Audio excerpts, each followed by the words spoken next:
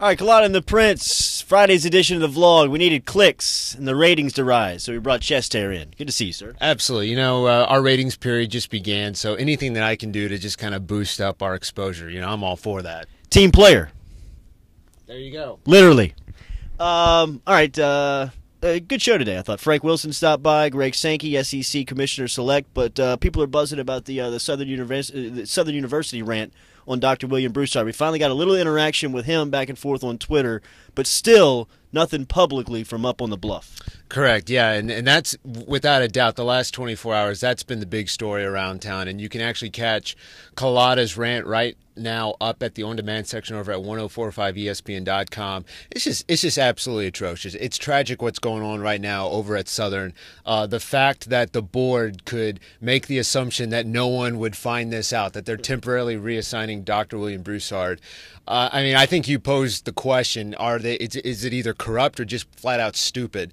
And I don't really know the answer to that, but I'm leaning more toward stupid. And if I'm William Broussard, I'm not really coming back in August, and I think you mentioned that as well today on the show.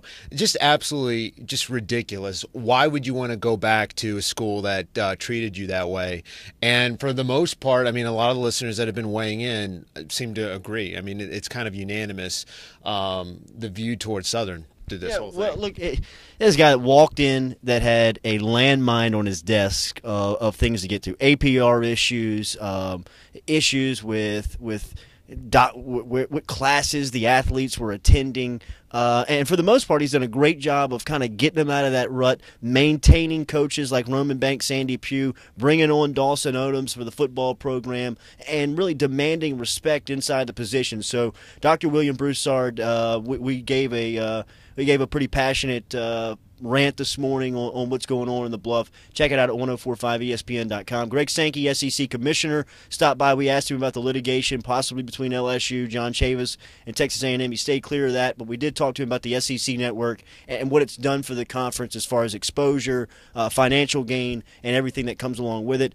Frank Wilson talked about LSU is going to be on display today. NFL Network will be there. ESPN will have correspondents down here. It'll be viewed on SEC Network for their pro day. All 32 teams will be over at the LSU football indoor facility. Spring football is intact right now, so the current team will be able to see how it goes. It's really kind of a recruiting deal. It's good for your team. It's good for the guys that have been in the program. Absolutely. And on top of that, we also had some audio today from Brandon Harris.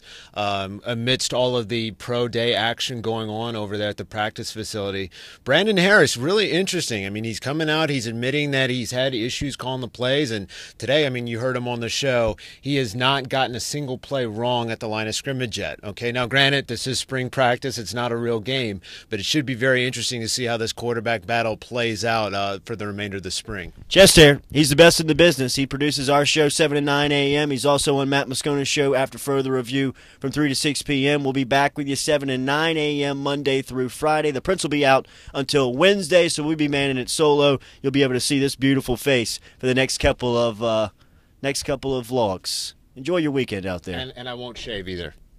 Beautiful.